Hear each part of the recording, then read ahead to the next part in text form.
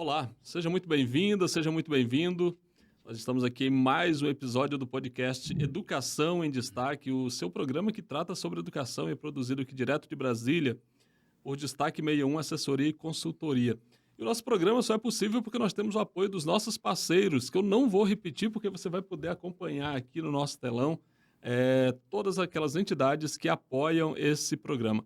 E o programa de hoje, como você está observando, ele está no formato diferente. E por que ele está diferente? Porque nós estamos recebendo um grupo de professores que são ligados ao PROIFES Federação e que estão participando da 5ª Conferência Nacional de Ciência, Tecnologia e Inovação, que está acontecendo aqui em Brasília. Nós estamos gravando na quinta-feira, dia 1º de agosto, e, portanto, esse grupo de professores vai fazer aqui uma avaliação desse evento para que nós possamos, aí, você que nos acompanha, possa entender a importância dessa conferência que acontece em Brasília. Eu já começo aqui apresentando rapidamente a professora Bárbara Coelho, que é professora da Universidade Federal da Bahia. Olá, professora, muito boa tarde. E você que nos acompanha aí, já informei, o nosso programa está sendo gravado dia 1º de agosto. O pessoal saiu ali da conferência porque ela não terminou ainda. A professora Bárbara Coelho vai dar um oi para vocês. Oi, pessoal, Francisco. Muito obrigada pelo convite.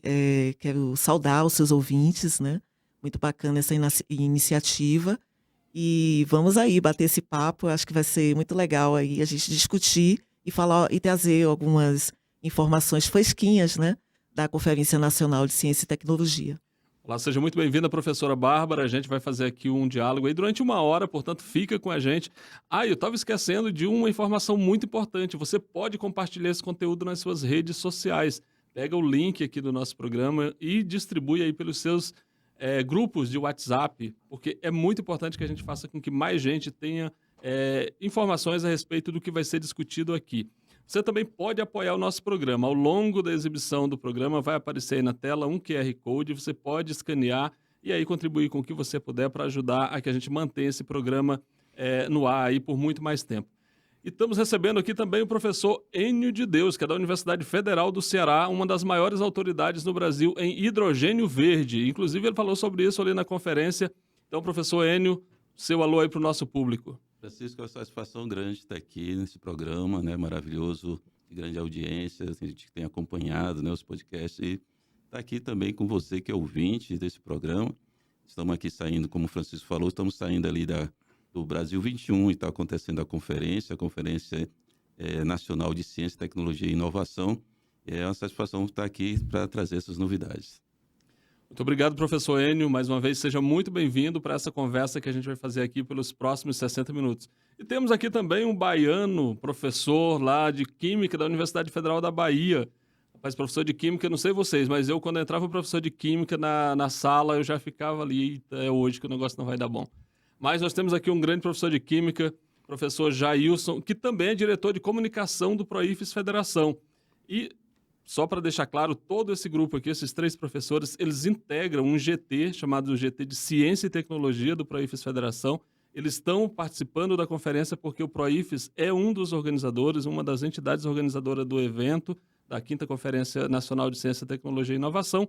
E o professor Jailson, portanto, coordenador de comunicação do PROIFES, professor de Química da Universidade Federal da Bahia e participante da 5ª Conferência. Seja muito bem-vindo, professor Jailson.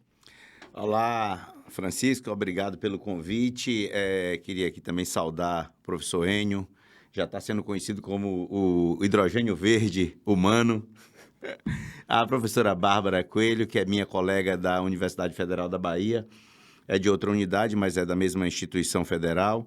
E saudar a todos os seus ouvintes que estão aqui nos acompanhando, dizer que é uma satisfação muito grande a gente estar participando desse seu programa. Muito obrigado, professor Jailson. Então, agora, a professora Bárbara fez uma rápida apresentação ali. Eu gostaria que ela falasse um pouco para a gente da sua atuação lá na Universidade Federal da Bahia e também no Sindicato dos Docentes da Universidade Federal, que é a PUB, onde ela coordena o GT, Ciência e Tecnologia, lá naquele sindicato. Então, professora Bárbara, começa explicando aí para a nossa audiência como que é esse trabalho, por que a senhora resolveu entrar nessa área da ciência e tecnologia, qual é a sua área de atuação na universidade, porque assim o nosso público vai se identificar e certamente daqui a pouco vai ter gente, inclusive, aí lhe adicionando nas redes sociais para acompanhar o seu trabalho, que é muito importante. Então, muito obrigada, Francisco, por abrir essa oportunidade. Inclusive, a Cid falar um pouco, né, historizar um pouco isso. Mas na Universidade Federal da Bahia, eu sou professora do Instituto de Ciência da Informação, atuo também na área de educação, a minha área é tecnologia, né, minha área de conceituação, de pesquisa é tecnologia. Atualmente, eu tenho me dedicado muito aos estudos relacionados à inteligência artificial, para desenvolvimento social, por isso que tamanha aderência, né, com o eixo 4 da Conferência Nacional de Ciência e Tecnologia. E, inclusive, realizamos, este ano, no início do ano, em abril, no dia 15 de abril, realizamos uma conferência livre, que foi a única conferência livre com tema exclusivo sobre inteligência artificial. Foi organizada pela UFBA e pela PUB. Tivemos uma aderência muito grande de especialistas, o Enio esteve lá, o professor Jailson me ajudou na organização desse evento. Tivemos a presença de vários especialistas tratando sobre o tema e uma participação muito importante dos estudantes do ensino médio, do Colégio Manuel Devoto. Então, foi muito bacana, foi muito diversificado. Tivemos também a participação de uma influência, que é a deusa cientista, né, a Cananda, e ela teve lá também. Então, foi uma discussão muito diversa, e é desse lugar que eu tenho falado atualmente, entendeu, Francisco? Como o seu podcast tem um alcance nacional, eu acho que vale a pena dizer também que eu faço parte também do programa de pós-graduação em Ciência da Informação da Universidade Federal de São Carlos, né, que lá São Carlos é uma área muito forte em tecnologia e já tem algum tempo que eu tenho contribuído lá também de forma a convite, né, da universidade. E lá meu tema de conceituação tem sido a computação cognitiva, que é um dos campos da inteligência artificial. Ok.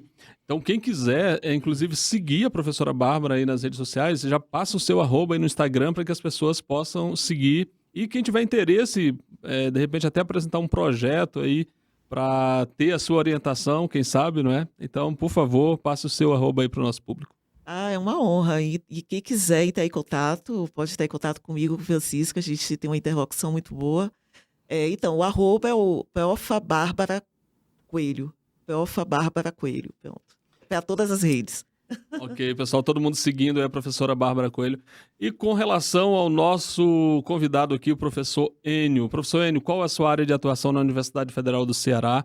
Por que você ficou conhecido como sendo o homem do hidrogênio verde no Brasil? Todo mundo que quer uma palestra sobre esse assunto vai procurar o professor Enio. Como é que se deu isso? Aí depois a gente vai discutir a conferência propriamente dita. Inicialmente eu gostaria de saber da sua área de atuação, como é que foi a chegada na universidade, na sua área, na área que você atua, e depois por que esse interesse recente aí pelo hidrogênio verde. Obrigado, Francisco. É muito importante a gente falar sobre esse tema do hidrogênio, que está relacionado à transição energética e também está relacionado a toda essa questão do aquecimento global, né? E isso é um assunto realmente em pauta, não só comigo, lá no laboratório do qual sou coordenador, que é o LAMEF, Laboratório de Falhas de Materiais, da Universidade Federal do Ceará, como também de todo o planeta Terra, hoje essa discussão. Então, lá no LAMEF, eu sou coordenador desse laboratório, oriento alunos de graduação, de pós-graduação, doutorado, mestrado, também de fora, do programa de Engenharia e Ciências dos Materiais, e nós participamos ativamente nessas questões relacionadas ao desenvolvimento de materiais. E surgiu uma oportunidade, junto com um trabalho de doutorado, um aluno meu, Santino Loruan, onde ele desenvolveu uma membrana para o eletrolisador, que é exatamente o coração da eletrólise, a quebra da molécula da água, onde ele desenvolveu essa membrana, uma membrana feita de casca de camarão e caranguejo, que é exatamente resíduo muito grande na costa brasileira, e isso deu um impacto muito grande, essa resina, essa membrana, ela vem ocupando o espaço de uma membrana internacional do Japão, dos Estados Unidos, que é uma membrana de Nafion, uma membrana sintética, e torna bem viável a gente construir o nosso próprio eletrolisador. Então, nós entramos com patente, desenvolvemos isso, ficamos conhecidos com essa membrana dessa casca do camarão. As pessoas brincam que nós estamos comendo muito camarão para fazer membrana, mas a verdade é que já tem muita casca de camarão abundante. E nós desenvolvemos essa membrana e daí eu comecei a participar.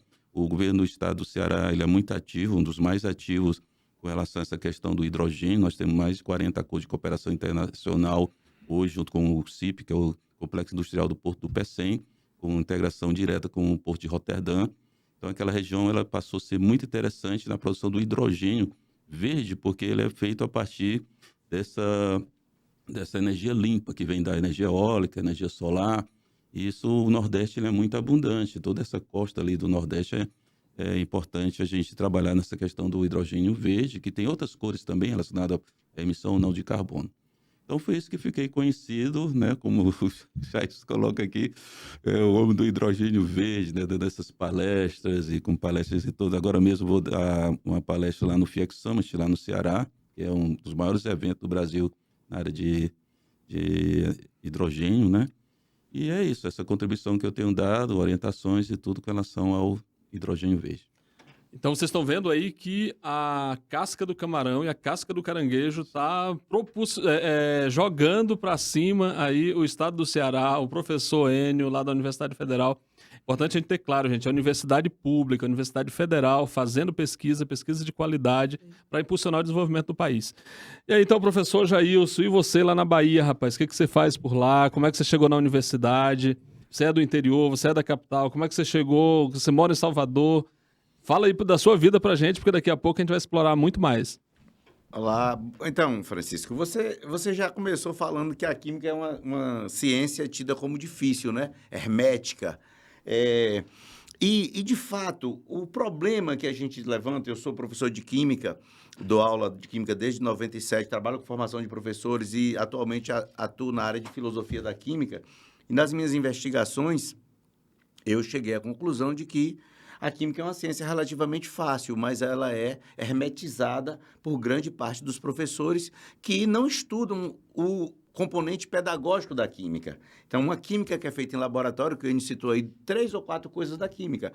Membranas, eletrólise, que é a separação a partir da eletricidade de uma molécula em seus componentes. E isso tudo é química e está relacionado com o nosso cotidiano. Quando você faz a química do dia a dia ou a química do cotidiano, que é pesquisada nos laboratórios, mas que tem que vir para a nossa vida, ela não pode vir com o mesmo cabedal de linguagem, né? O conhecimento é o mesmo, mas a linguagem não pode vir a mesma. Então, o professor que assusta o estudante, assusta porque ele traz a química do laboratório para a química da sala de aula. Ou seja, o conhecimento pedagógico do conteúdo é uma coisa e o conhecimento do conteúdo propriamente é outro. Como o Enio explicou aqui, a questão da membrana, do hidrogênio verde, são coisas que qualquer estudante de ensino médio deve compreender. Bom, dito isso, como eu cheguei na universidade, como eu cheguei no curso de Química. Eu sou da roça, sou do interior da Bahia, num lugar que tem muito cacau, lá da região do Cacaueira, entre Itabuna e Ilhéus. Cresci ali, aí tem uma universidade lá que tinha vários cursos e tinha um curso de Química. E a influência dos nossos amigos, eu tinha um colega que era químico, que já tinha feito a graduação e estava finalizando a graduação. E eu conversava com ele e eu me encantava com aquilo, não obstante meu professor de Química ter sido um professor ruim no ensino médio. Mas aquilo não foi suficiente para me demover da ideia de ser químico. E eu achava aquela coisa tão elegante, tão bonita. Você vestia um jaleco, né? Vestia um jaleco, você se sente aquela coisa de você, uma certa... uma imagem que impõe uma seriedade, né? Então, o jaleco, hoje, inclusive, é proibido até você andar com jaleco na rua, mas a gente não andava na rua, mas quando você saía do laboratório para ir na cantina comer, você ia de jaleco e você se sentia um semideus, né? Então, é isso, para mim, essa imagem da química como uma ciência que pode transformar a vida das pessoas para melhor, a química como uma ciência social. A química não é uma ciência de laboratório, é uma ciência social. Sem química não acontece nada, não tem nada à nossa volta aqui que não tenha um envolvimento químico. O que nós precisamos é fazer com que os estudantes entendam de uma maneira mais simples, porque ela sempre foi hermetizada e, usando um vocábulo lá da França, a química é uma ciência abstrata. Não, abstrato no francês, Enio fala francês, abstrato é uma coisa que vai lá no seu âmago. Então, e transladou-se aqui no Brasil o abstrato como uma coisa difícil. A química é uma ciência fácil, mas mal explicada e mal ensinada. A gente precisa melhorar essa relação com a sala de aula. E é disso que eu falo com os meus estudantes, que são futuros professores. Então, pelo que você aponta, um dos problemas que a gente tem no ensino de química está mais concentrado nos professores, na formação dos professores, para que possam tornar a disciplina como ela é. Totalmente. Os professores, não só a química, qualquer outro componente curricular, mas sobretudo as áreas de ciências da natureza, ciências ditas exatas ou hard ou duras, né? Que não tem nada de duro. Mas essas ciências todas, quando você vai transladar essa ciência que é produzida em laboratório, produzida em certos programas de pós-graduação para a sala de aula, na formação de professores, a gente tem um problema, uma dicotomia. Essa ciência não é a mesma, isso tem estudos que trabalham com isso, o conhecimento pedagógico do conteúdo, que é PCK em inglês. Isso leva a um desdobramento de que o professor precisa estar em constante aprendizagem, ou seja, não existe um professor formado, existe um professor em eterna formação, em contínua formação. Por isso a gente fala de formação continuada. O nosso problema é esse: o sujeito sai da universidade com o diploma de professor e ele nunca mais volta para estudar. Então, o hermetismo e a falta de conhecimento continuado, porque é uma ciência viva, ela está se movimentando, tem uma membrana nova, tem um processo novo, e o livro não adequa a isso. Quem adequa são os processos de formação continuada. Então, a gente deveria ter incentivos políticos do governo, não só para a formação inicial, mas para a formação continuada. Quando a gente fizer isso, resolveremos parte desse problema, dessa dicotomia da ciência de laboratório com a ciência que vai para a sala de aula. Recado dado aí pelo professor Jailson, muito importante. Quero retomar aqui com a professora Bárbara agora, porque ela é diretora do sindicato lá da Universidade Federal da Bahia, a PUB, e é coordenadora do GT Ciência e Tecnologia. A minha pergunta é: qual a necessidade um sindicato tem de ter um GT que discute ciência e tecnologia? Por que isso é importante? Nossa, Enio, Jailson, aqui a gente acha que é extremamente importante.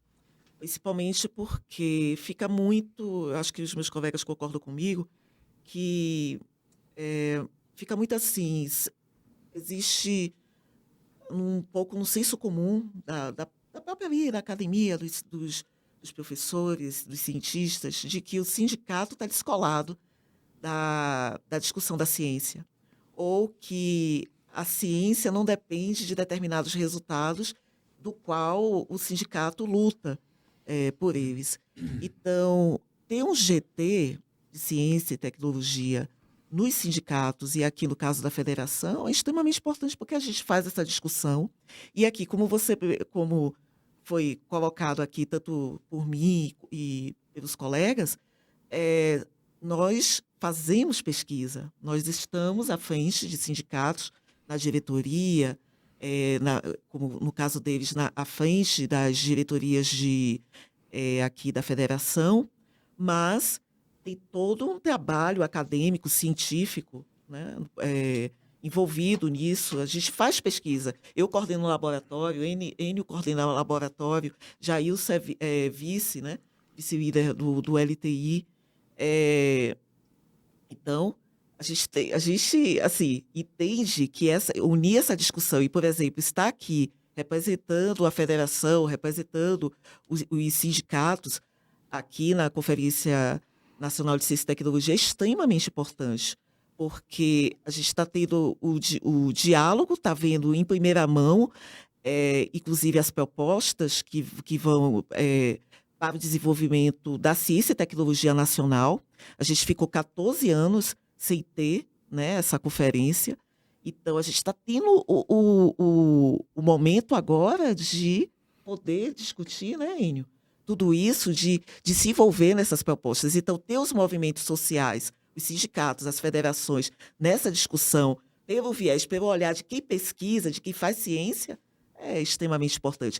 E, para finalizar, principalmente também para mostrar aos colegas, cientistas e pesquisadores, que no sindicato, os cientistas estão lá no sindicato. Não é uma coisa descolada, separada, né? Nós temos a preocupação política de defender a luta do trabalhador da educação e do trabalhador cientista, né? Da ciência. Então, eu acho que isso é extremamente relevante.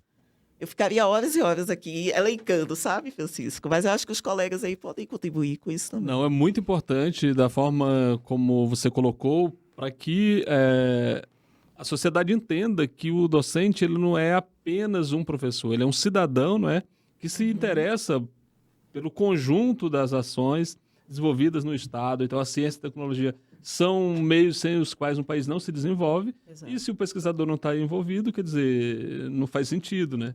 Então, muito legal o que você está falando.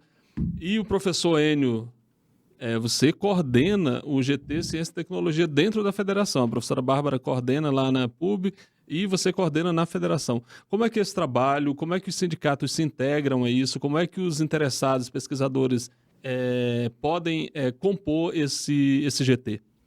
O GT de Ciência, Tecnologia e Inovação do PROIS Federação, ele é um GT composto a partir da base dos sindicatos, né? Então, nós temos formação em toda a base nacional, onde os colegas podem simplesmente, através do seu sindicato, ser indicados para participar do GT Ciência, Tecnologia e Inovação.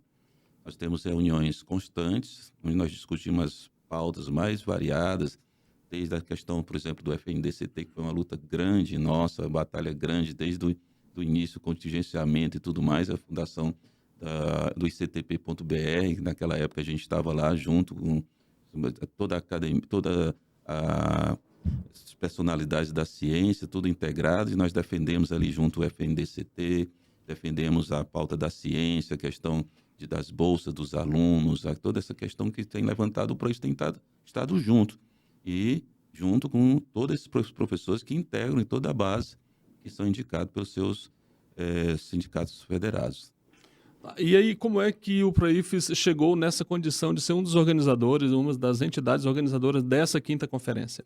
Isso é muito bom, né? A gente está dentro da 5ª Conferência Nacional de Ciência e Tecnologia, como a Bárbara colocou. São 14 anos que não acontecia uma conferência dessa. E aí, como se coloca, a ciência voltou. O presidente Lula fez um decreto o ano passado, em julho do ano passado, trazendo de volta a Conferência Nacional de Ciência, Tecnologia e Inovação. Foi feita uma portaria estabelecendo toda a estrutura, né, onde foi colocado como a condição de coordenador da conferência o ex-ministro Sérgio Rezende, uma personalidade da ciência, né? E o coordenador adjunto também foi colocado o Anderson Gomes, um físico de referência, né, internacional, e foi feita toda a estrutura dessa conferência. Foi montada toda a questão de infraestrutura, comunicação, sistematização, e eu fui convidado pela universidade, para fazer parte do conselho da conferência. Então, faço parte do conselho, várias pessoas foram escolhidas no Brasil, e eu entrei nesse conselho. E a partir daí também surgiu uma oportunidade, quando foram chamados os apoiadores, imediatamente foi chamado o PROIS Federação, e nós entramos, fazemos parte da organização do evento. O PROIS Federação ele entrou muito ativo nessa organização, participou de todas as etapas, foram muitas reuniões que nós participamos, desde as reuniões preliminares, de montar a conferência, como que ia ser. Então, foram muitas para se montar as conferências estaduais, regionais, as reuniões temáticas, conferências livres. Isso foram mais de 200 conferências no Brasil todinho, Francisco, né? A Bárbara coordenou uma lá de inteligência artificial na Bahia, eu coordenei uma também pelo PROIFES, lá em Pernambuco, junto com toda a equipe do PROIFES. Nós estivemos lá com o pessoal de Pernambuco, que foi um dos apoiadores também, né, dessa conferência lá junto com o PROIFES. Tivemos lá com a do FEP, e foi importante também com relação ao financiamento e o incentivo do professor para fazer parte da ciência, né?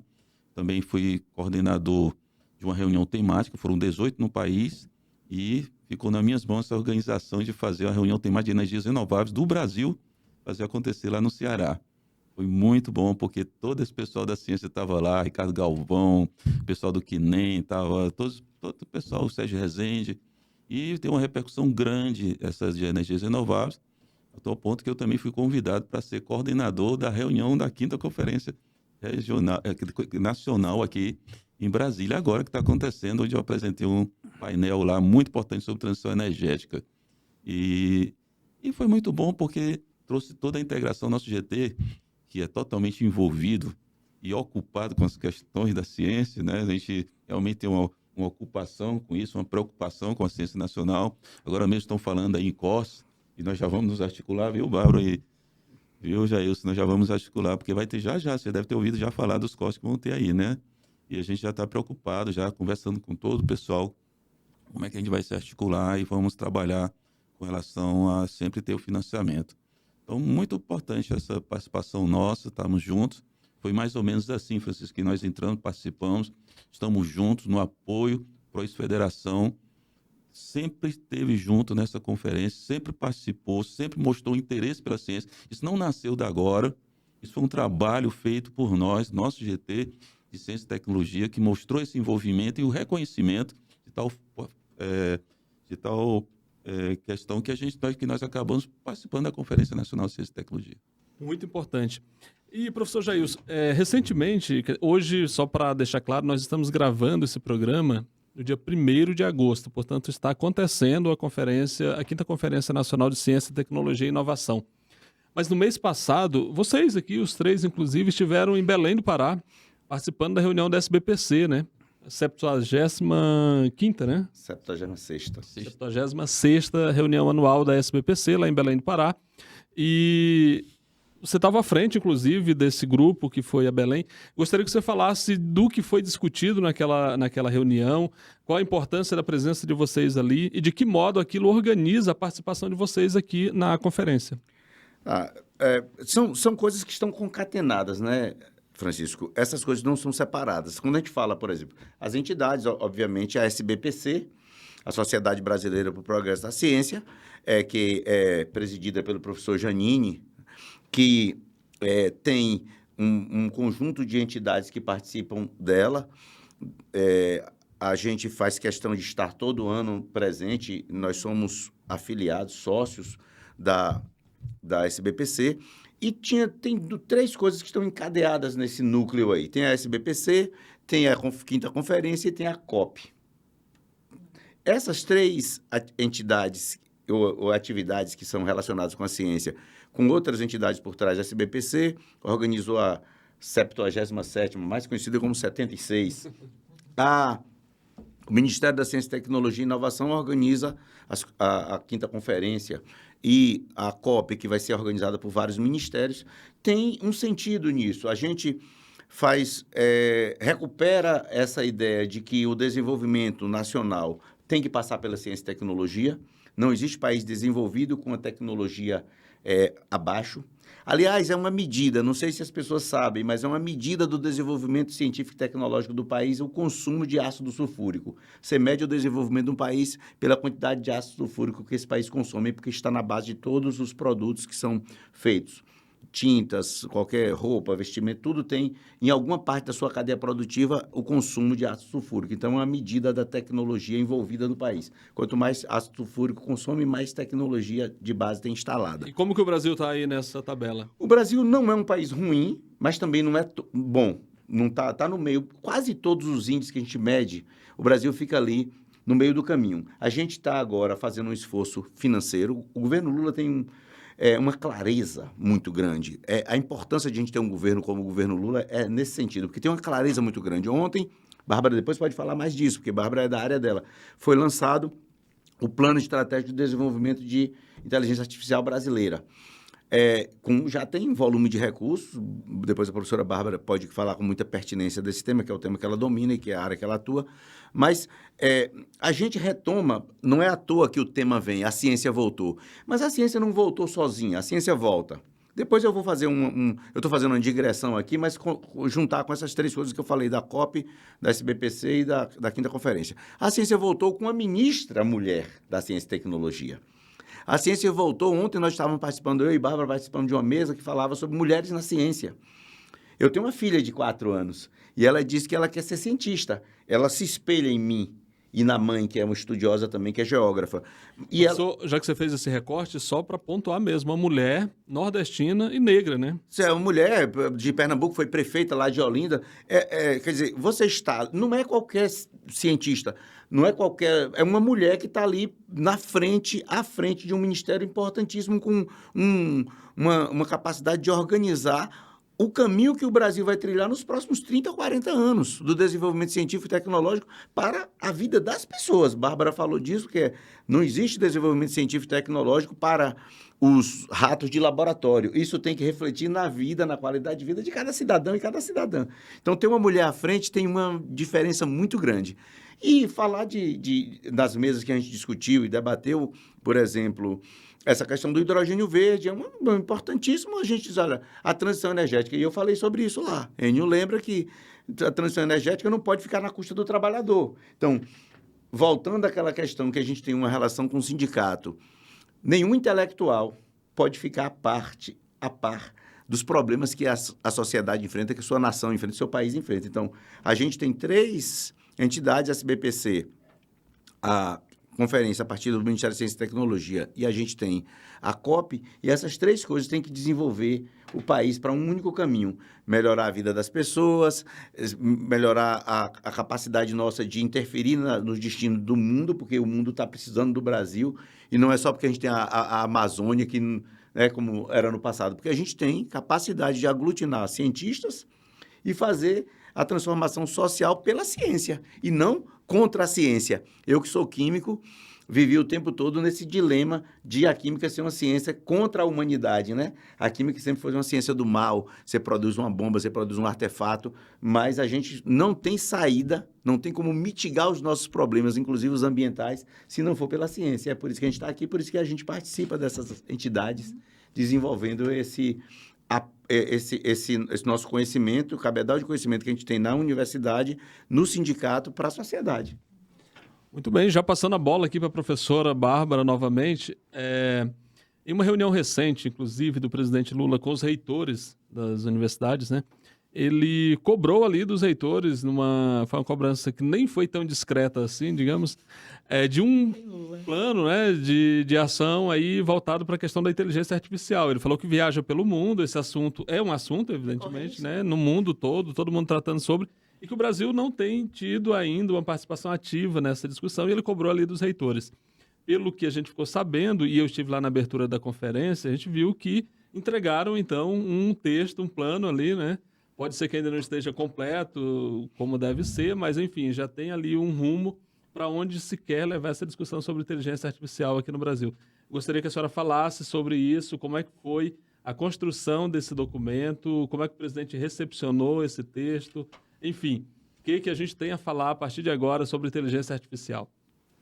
Isso é interessante, né, Francisco? Porque a gente sabe que teve em 2022, né, 2022, 2021, teve o lançamento, né, da Estratégia Brasileira de Inteligência Artificial, que foi duramente criticada, né, na época, e foi retirada, e depois foi feita uma reformulação. E agora a gente comemora de forma esperançosa um plano, né, um plano brasileiro de inteligência artificial. Eu acho isso assim muito bacana, muito interessante. A gente estava lá na abertura, viu o plano ser entregue ao presidente e escutou o discurso dele, que fez muita referência à inteligência artificial, fez muita referência ao plano, né? E que nos deu uma ideia do desejo dele, né, de que ele cobrou dos cientistas, que ele queria um plano pensado, né, pelos cientistas, voltado para a inteligência artificial. Me chamou muita atenção que ele disse assim, por onde eu passo, todo mundo fala de inteligência artificial, então o Brasil tem que ter uma inteligência artificial também, mas que não se sobreponha à inteligência humana, né, porque essa inteligência artificial brasileira tem que valorizar a inteligência humana. E aí, quando ele fala disso, ele fala, inclusive, de que tem que ser uma inteligência artificial eu falei agora inteligência artificial e lembrei do discurso dele, no discurso também, quando ele diz que mas essa inteligência artificial é tão boa assim que, né, então por que é artificial, né? Vocês devem lembrar disso, que foi um momento interessante, né? Mas que é realmente uma reflexão que a gente precisa fazer, né? Então, por que é artificial? Mas ele encomenda isso aos cientistas, porque ele vê que o mundo todo está se preparando para esse momento, para essa era agora, né, que a gente está entrando e que não é uma coisa isolada, que afeta todo o planeta, afeta todo cidadão, toda empresa, toda a sociedade, né? Mas no discurso dele também ele recupera uma coisa extremamente importante, que você deve lembrar, que é a inteligência artificial. Eu quero uma inteligência artificial, mas não para tirar o emprego. Não é uma inteligência artificial que vai desempregar. Se for para desempregar, eu não quero. Né? Se for para desempregar o cidadão, o brasileiro, eu não quero. Então, isso é uma coisa também que eu acho que nessa fala do Lula traz uma coisa que a gente precisa estar atento, de como a gente deve pensar estrategicamente a inteligência artificial aqui no país para esse desenvolvimento social, sem prejudicar o trabalhador. Ou seja, pensando realmente como incluir, como fazer inclusão. Aliás, eu sou uma pessoa que, como você sabe, né, você também já trabalhou, já desenvolveu, né, foi editor de revista nessa área, inclusive eu fiz referência a você de que eu, antes mesmo de te conhecer, já tinha acesso aos seus trabalhos, porque você coordenou aquela revista, né, que tratava muito sobre inclusão digital, a rede, né? E eu sou, como você sabe, eu sou uma pessoa que trabalha com inclusão digital já há muito tempo. Mas por que foi que eu cheguei na inteligência artificial? Exatamente porque eu vi algo ali que precisava, que é uma discussão que não pode, se a gente for levar para o contexto social, ela não pode estar descolada da inclusão digital. A gente tem que, hoje, inclusão digital é discutir exatamente isso, né? Porque como é que as pessoas vão utilizar, como é que elas precisam entender o que é que elas estão colocando, o que é que elas estão disponibilizando, como é feito o treinamento dessas IAs, por que é que elas não estão aqui. Então, o plano, inclusive, precisa colocar para a gente precisa saber, a partir desse plano, como vão ficar os dados, como essa IA que vai ser projetada, inclusive, a partir do plano de inteligência artificial, já que seria uma IA genuinamente brasileira, como é que ela vai ser realmente genuinamente brasileira. Os dados serão daqui, onde serão armazenados. Então, toda essa discussão, acho que está atrelada aí. E foi tudo isso que eu fiquei pensando ali, sabe, Francisco? Eu acredito que você deve ter pensado também, quando a gente escuta o discurso e depois tem um lançamento à tarde, porque teve a entrega do documento e o lançamento pela manhã, desculpe, e à tarde foi toda a discussão a partir da FINEP, quando a FINEP vai realmente ali mostrar os eixos, né, do plano. Então, Na verdade, acabou que foi tudo à tarde, porque o presidente atrasou muito, né? O evento estava marcado para as 9h30, começou às 13 horas, então ficou tudo à tarde. Mas, assim, a minha pesquisa no mestrado, por exemplo, eu discuto a questão da inclusão digital, né, como uma estratégia de promoção da inclusão social. Esse era um debate ali no começo dos anos 2000, o meu trabalho é de 2008, e a gente já discutia isso lá. O que a gente percebe agora? É claro que a gente tem que descontar aí o componente político do discurso de um político, né? Porque o presidente Lula, evidentemente, é o presidente da República, é um político falando como político. Exato. Aos cientistas cabe entender que ali você recebe do presidente o apoio explícito para a construção de um projeto nacional nessa área, mas não dá para a gente falar inteligência artificial genuinamente brasileira. A inteligência é coletiva, é do mundo, então, assim, a gente vai beber em muitas fontes para poder construir alguma coisa que a gente possa apresentar como sendo nossa. Uhum. Que é mais ou menos o que faz aí o nosso professor Enio com esse debate sobre hidrogênio verde. Vamos voltar aí e aprofundar como é que esse assunto entrou na discussão da 5ª Conferência Nacional de Ciência e Tecnologia. Você tocou num ponto agora, juntamente com a Bárbara, da inteligência artificial, que também reflete na questão do hidrogênio, e não só do hidrogênio, mas que é a questão da regulação. Uma das coisas que são importantes, eu acho que entregar esse documento é importante, porque vai começar a ter referência, ter base, a se tratar da questão da regulação, que é uma das coisas também relacionada ao hidrogênio. Várias empresas querem investir no Brasil, querem fazer investimento, mas elas precisam ter mobilidade com relação aos interesses econômicos e tudo isso. A regulação pode ser importante, apesar de já ter surgido aí o marco agora legal do hidrogênio, né?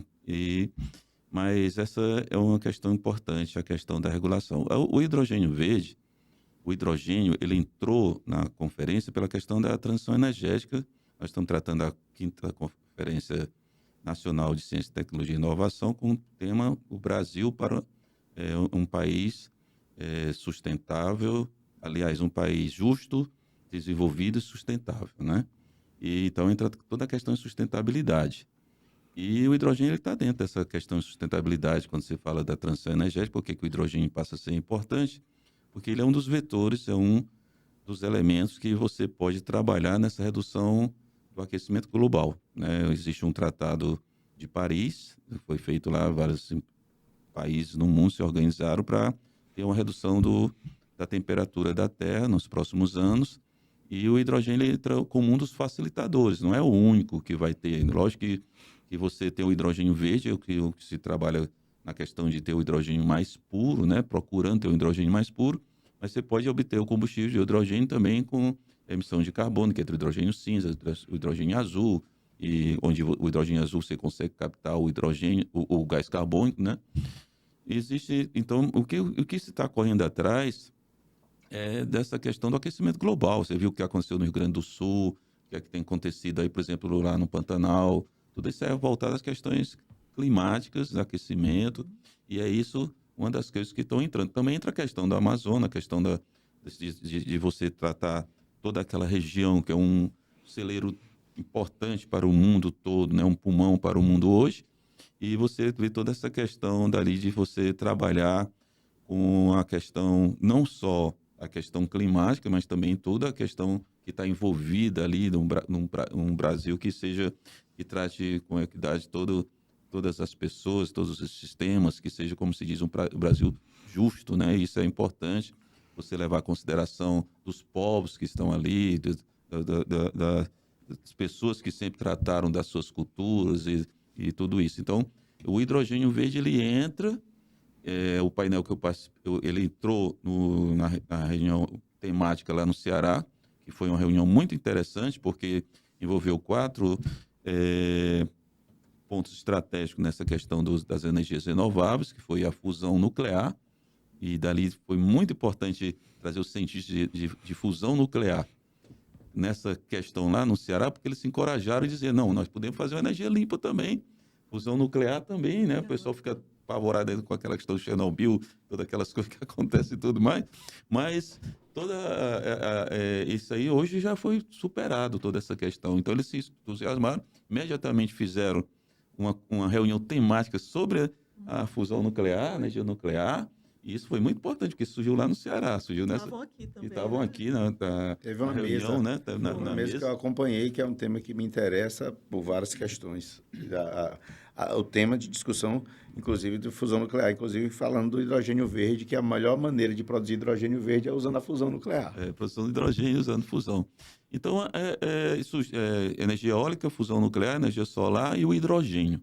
Então, veio referência do Brasil todo para essa reunião temática de energias renováveis, e dali surgiram, lógico que tiveram outras reuniões sobre esse assunto no Brasil, por exemplo, lá em Pernambuco, no CETEM, teve, né?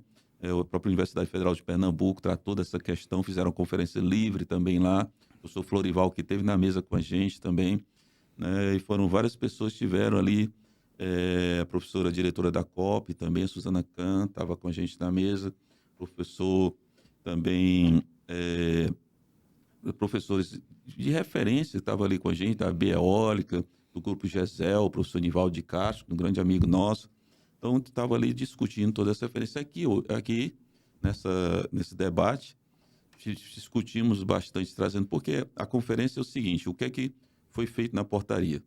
Tinha que se ver o que é que tinha feito desde 2016 até 2023, o que é que se foi tratado com relação à ciência, e passar a analisar tudo aquilo para fazer uma proposta para os próximos 10 anos. Então, existem 2 e-books que estão no site da conferência, na 5ª Conferência Nacional. Qualquer você que está nos assistindo pode consultar esses e-books, estão tudo lá relacionado, o que é que foi discutido. Editável, não foi? Né? Ficou um tempo editável para que a gente pudesse contribuir. Inclusive. Ficou um tempo editável também. E, então, esses e-books estão lá para se consultar, e com relação a esse tudo que foi discutido, se fez a Conferência Nacional, a 5ª Conferência, para se trazer agora, finalmente, um plano de ação de propostas para os próximos 10 anos do Brasil. Isso é o que se pretende. Muito bem, olha, ficou claro aí, né? Vamos fazer essa relação. É possível usar os caranguejos e os camarões lá do litoral para salvar as árvores da Amazônia, não é? Isso. É possível.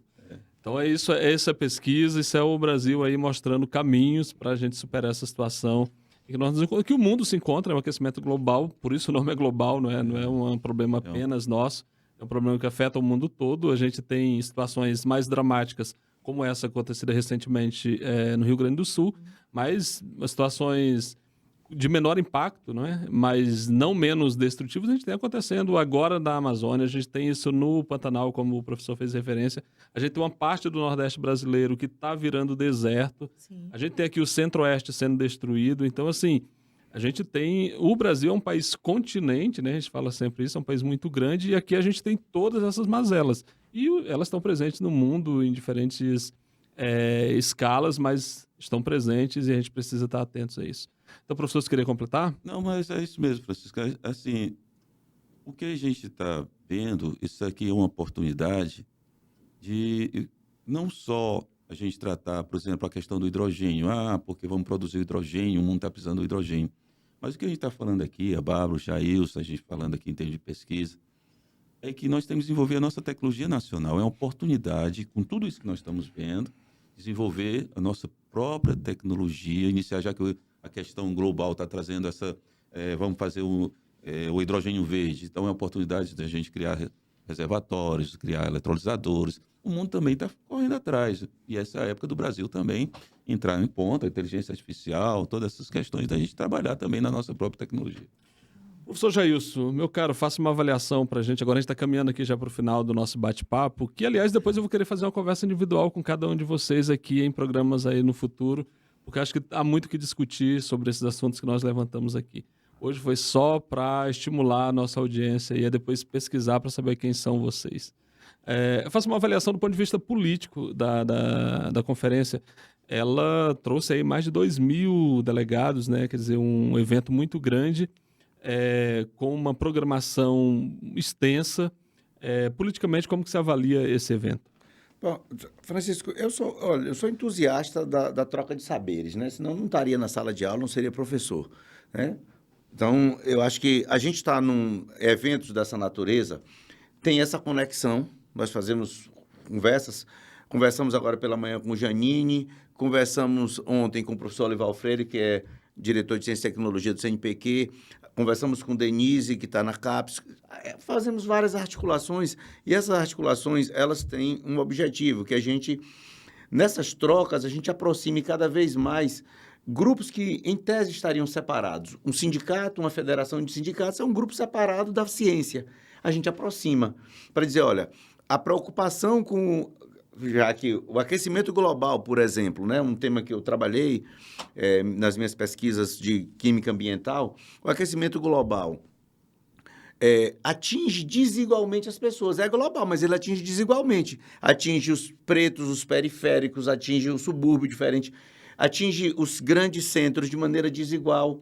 Então, essas conexões servem para a gente dizer, olha, a gente tem que se preocupar com o ser humano. Então, nossa conexão política se olha, estamos no caminho certo. A cada vez que a gente mobiliza nossas energias, a gente está no caminho certo de preparar o terreno para criar inteligência natural, criar caldo cultural, que a gente possa garantir que as pessoas entendam o problema e tente se envolver com ele, por exemplo, meninos e meninas na ciência. Como é que eu faço com que as pessoas gostem de ciência, entendendo que esse problema não vai atingir só os cientistas, o aquecimento global vai atingir, inclusive, menos os cientistas, que têm um poder aquisitivo maior, mas vai atingir as populações ribeirinhas, as populações que moram no nível do mar, né? As populações que moram na periferia das cidades, das grandes cidades. Então, esse é um problema social e, logo, político. Por isso que nós do sindicato, da Federação de Sindicatos, e nós que somos cientistas, fazemos essa conexão. Se a gente ficar só na sala de aula, a gente não traz esse debate para dentro de um movimento sindical importante, que é o Prois Federação e a Pub Sindicato, de onde eu venho.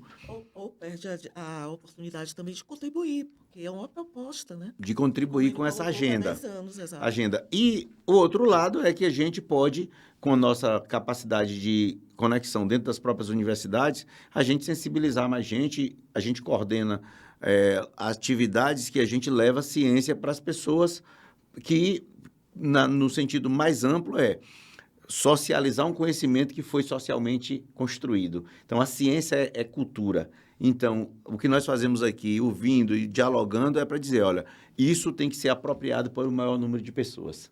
Esse é o legado político de uma conferência como essa. Muito bem. Olha só, pessoal, a gente sempre encerra o nosso programa aqui, né?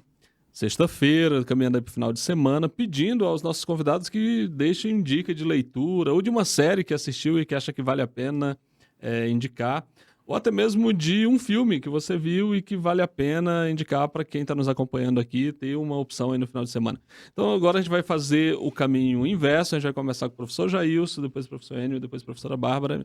Aí é bom que eles pensam e você já até de bate pronto. Professor, diga aí, qual a sua dica para esse final de semana, para quem está nos acompanhando? Olha, tem vários livros, claro, mas eu gosto de cinema, mas tem um livro que me impactou muito, que é Cartas ao Morcego, que é um livro que fala quando surgiu a pandemia, que estavam criminalizando o morcego por ter sido o vetor da transmissão, e uma cientista bióloga escreveu um livro, como se ela escrevesse cartas ao morcego pedindo desculpas. Então, o que nós estamos fazendo o tempo todo é pedir desculpas à natureza pelo impacto que a humanidade tem provocado, sobretudo nos últimos 300 anos. Então, eu indico o livro Cartas ao Morcego, que é um grande livro. Bom, muito obrigado aí, pessoal. Então, Cartas ao Morcego, que provavelmente você encontra aí nas lojas online, nas livrarias. A gente não vai fazer propaganda aqui de nenhuma delas, mas você pode procurar e vai encontrar. Vai comprar esse livro aí para o seu final de semana e para a vida, né? Doar, inclusive, após a leitura, você pode dar para quem você acha que merece uma boa leitura. Professor Enio, qual a sua dica para esse final de semana aí, para quem está nos acompanhando? Olha, Francisco, tem um filme que está passando, que está na mídia agora, nas férias, que é voltado ali para a questão do ódio, rancor, do ressentimento. Você deve saber que é o... Divertidamente. Divertidamente. Ele estava tentando. Eu acho que é esse aí que o pessoal tem que chegar, porque... O Brasil, ele é um país muito diverso e tudo. Apesar de todos esses problemas que a gente ainda consegue sorrir, como diz o outro. E a gente ainda consegue se motivar com algumas questões. Então, isso é importante. Mas esse filme ele traz umas mensagens muito boas para a gente assistir no final de semana, ter umas reflexões boas para o que está acontecendo hoje com relação à humanidade. A dica do professor Enio, o filme Divertidamente, que é possível que ainda se encontre em alguns cinemas por aí, né? Porque acho que alguns lugares até já saiu de cartaz, mas de qualquer modo, essa é a dica do professor, e aí depois você espera aí nos streaming, que certamente vai estar lá e você vai poder assistir. Professora Bárbara, terminando aqui nessa rodada com você, fale aí pra gente qual a sua dica para esse final de semana. Eu estou pensando num livro e num filme. Vou falar do filme primeiro, que Coded Bias. Muito, é naquele stream que todo mundo conhece. E é bem interessante, assim, fala de como a inteligência artificial influencia, né, na questão do reconhecimento, né, de imagem, e como afeta principalmente as mulheres, e principalmente as mulheres pretas, né? Os bancos de dados históricos, né, tem o viés, tem o bias, e aí a IA fica com dificuldade de identificar o rosto, principalmente das mulheres pretas. Então, é uma reflexão muito importante. E teve a mesa, né, que o professor Jailson destacou, falando sobre as mulheres na ciência. E esse é me chamou também, aí eu preciso dizer que me chamou muita atenção, mas foi um comentário que eu vi de outras mulheres também, aí eu acho que vale a pena falar aqui, nesse espaço que você está dando para a gente, é que eu senti a falta, e outras mulheres também, sentiram a falta de representações de pessoas pretas, né, mas principalmente de mulheres pretas naquelas mesas principais. Então a gente viu mulheres pretas na mesa que que tratou sobre gênero na ciência. Porque tinha também ali, dentro do tema, a questão da representatividade da mulher preta naquela discussão. Mas aí a mulher preta cientista não pode ser convidada para estar somente naquela mesa, né? Tem que estar, porque senão fica aquela coisa de que a ciência é masculina, é branca, né? Então, eu acho que essa é uma questão que vale a pena também a reflexão nesse momento agora da conferência, né? Da gente pensar também como equacionar isso, né, Enio, né, Jailson? Acho que conceito de mulheridade, né? Eu acho que foi um conceito bem desenvolvido lá, de mulheres na ciência. Exatamente, acho que é algo para se pensar. E o livro, eu estou pensando em um aqui que eu não sei se eu vou... eu li recentemente, gostei muito, A Rede do Caos, que fala das redes sociais, né? De como a inteligência artificial nas redes sociais influenciam aí, e principalmente influenciam no processo democrático, né? E como a gente precisa estar alerta com relação a isso. Então é isso, a professora Bárbara deixando aí 2 dicas muito importantes para você que nos acompanha aqui. Eu quero agradecer aos 3, professora Bárbara, Obrigado. professor Enio, professor Jailson. Obrigado pela presença de vocês. Como eu disse, a gente vai chamar depois, individualmente, cada um para que a gente possa aprofundar esse debate que vocês fazem nas suas respectivas áreas de atuação aí. Quero agradecer a você que nos acompanhou aqui até agora. Muito obrigado. Espero que você compartilhe esse conteúdo aí nas suas redes sociais, sobretudo nos seus grupos de WhatsApp. Você pode compartilhar o link do nosso programa. Você pode curtir também, isso é super importante. Você pode se inscrever no canal se você ainda não é inscrito. Aciona ali o sininho, porque aí sempre que a gente postar um conteúdo novo, e você sabe que toda sexta-feira, ao meio-dia, a gente tem conteúdo novo por aqui. Então, você vai ser informado de que a gente tem um novo conteúdo com pessoas tão importantes quanto essas que nós temos aqui hoje. E aí você vai assistir a um grande programa no seu começo de final de semana, porque a gente está aqui sempre sexta-feira ao meio-dia. Agradeço aos nossos apoiadores, PROIFES, Federação, que é a Federação de Sindicatos de Professores e Professoras de Instituições Federais de Ensino Superior, de Ensino Básico, Técnico e Tecnológico.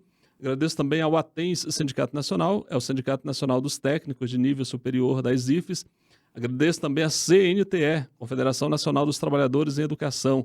Temos ainda o apoio da CONTE, Confederação Nacional dos Trabalhadores em Estabelecimento de Ensino. Temos o apoio do SIMPRO-DF, Sindicato dos Professores da Rede Pública do Distrito Federal. Também temos o apoio do SIMPROEP, Sindicato dos Professores da Rede Particular aqui do Distrito Federal. E fechando aí os apoios, nós temos a Clínica Saberes Neuropsico, aqui do Distrito Federal também. Então, a todos os nossos parceiros, muito obrigado. E a você que ficou com a gente até aqui, obrigado. E na próxima semana estamos de volta. Bom final de semana.